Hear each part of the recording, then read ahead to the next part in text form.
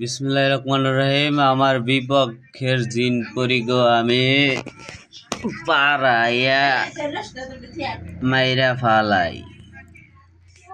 তারপরে আরো বিপক্ষের জিন পরিরে এই যে পলিথিনের ভিতর আইনা মাইরা ফালাই দেই। কাটা দিয়ে কাটা তুলতে হয়, আগুনের তৈরি তো পলিথিনের ভিতরে বইরা ওই আগুন দিয়েই পলিথিনের হাতে ওইটা কি হয় জানেন?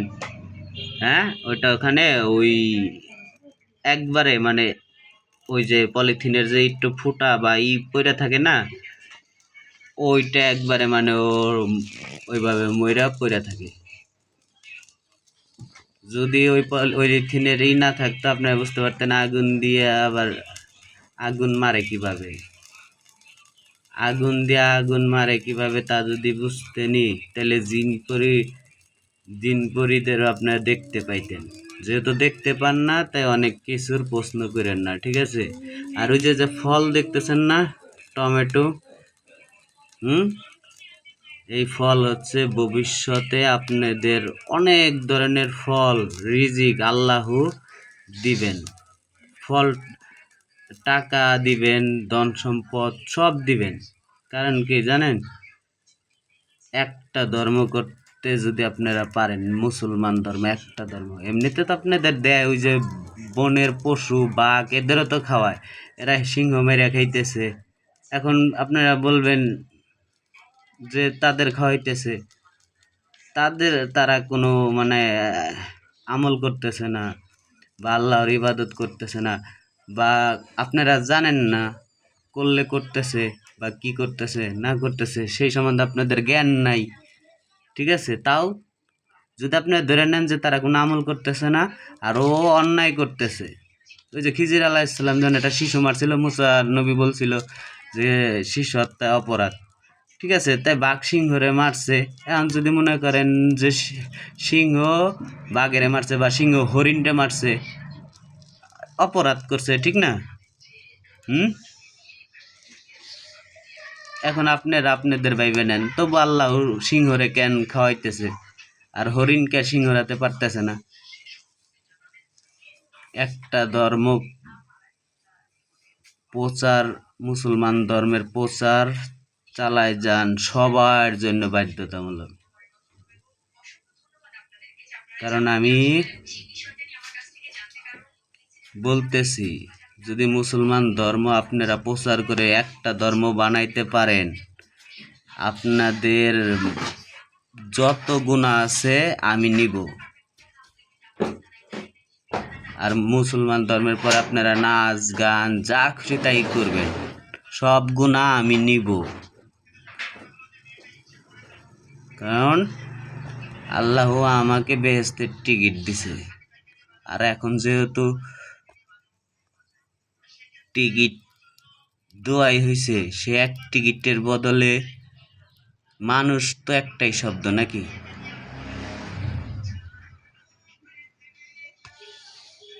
আর টিকিটও একটাই। মানুষ যদি হইতে চান, জনগণ না হইয়া, লোকজন না হইয়া, হ্যাঁ, এগুলা দাপ ছোটবেলার থেকে শুরু করে তখন কি তারে কি কন? মানুষও কন। ছোটাটা মানে জন্ম নেওয়ার পরে মানুষও কন বা ছেলে কন। আপনারা বুঝতে হবে, এগুলার প্রতিটার জ্ঞান তাফসির ব্যাখ্যা দিলে অনেক বড় হয়ে যাবে।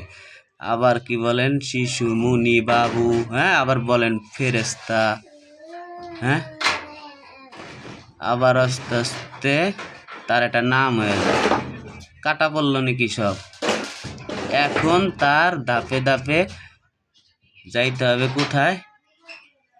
সেই মানুষ হওয়ার জন্য প্রথমে যে ওই যে নাম রাখলেন, নাম রাখার পর আস্তে আস্তে সে কি করে? কথা শিখে।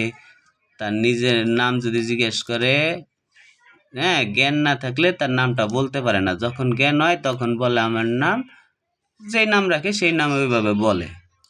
তারপরে বড় হইলে, হ্যাঁ, হয় কি জনগণ বা লোকজন, মানুষ হওয়া এত সহজ না, ঠিক আছে? বহুত মানুষ, বহুত রাজা বাদশাহ, বহুত প্রেসিডেন্ট, পাশে বুদ্ধিজীবী সিও রাখছে, তারপরও মানে মানুষ হইতে পারে নাই, অনেক আছে। কিন্তু তবু আমরা সবাইকে মানুষ বলি কেন?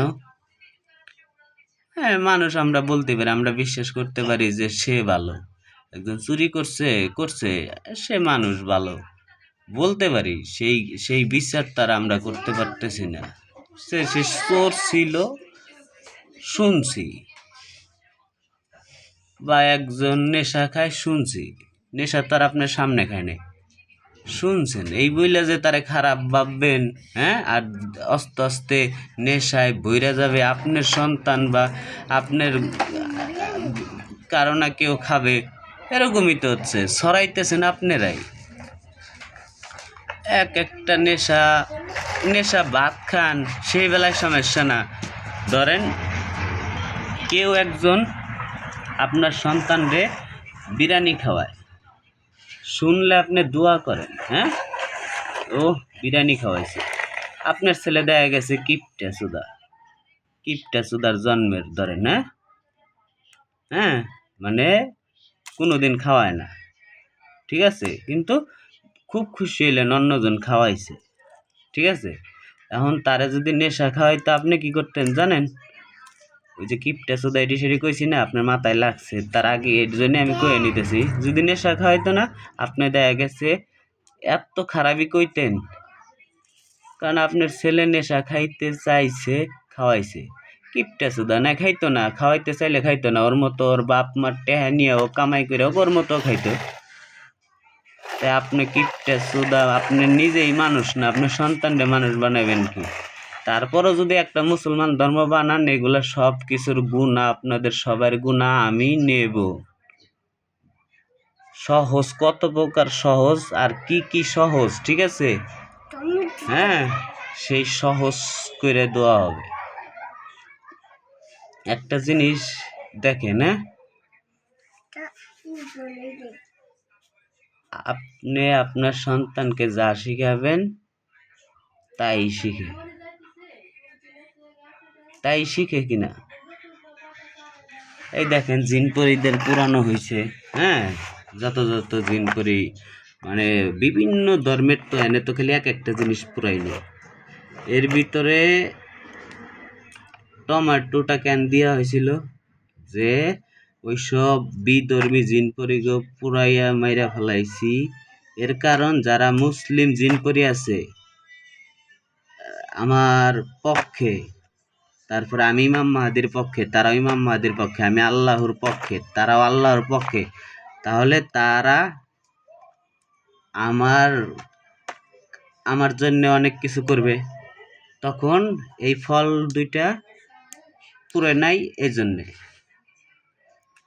এই দুইটা ফুল পুরে নাই, কারণ এই দুইটা এক জোড়া। এখন এটা পুরুষ আর মেয়ে তা ভাইবা রিসার্চ করে, ওই বিজ্ঞানী আমার ওগুলা বলতে চাইতেছি না, ওই মুসলমান একজন জিন একজন পরী, এখন তারার বংশে আর বহুতের ভিতরে বহুত বেশি আছে। ওই দেখেন আমার বউ বলতেছে টমেটো আমি নষ্ট করলাম কে? কারণ এই ভিডিওতে ভিউ আসলে আসলে কোন, যদি আপনারা সাবস্ক্রাইবার করেন, লাইক দেন, হ্যাঁ, মনিটাইজেশন হয়, আমি যদি টাকা পাই, কত টমেটো কিনা যাবে।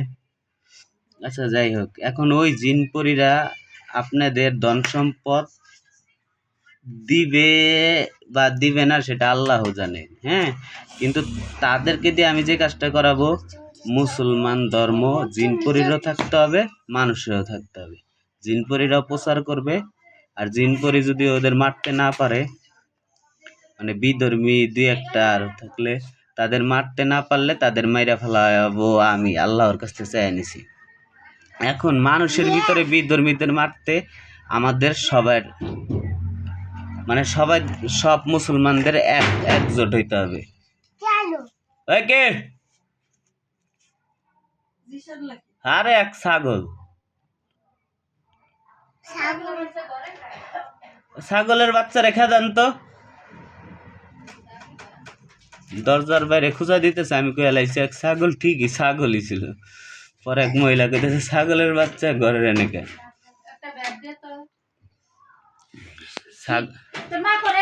আচ্ছা পরে সব কথা হবে, ঠিক আছে, আল্লাহ বাঁচায় রাখলে।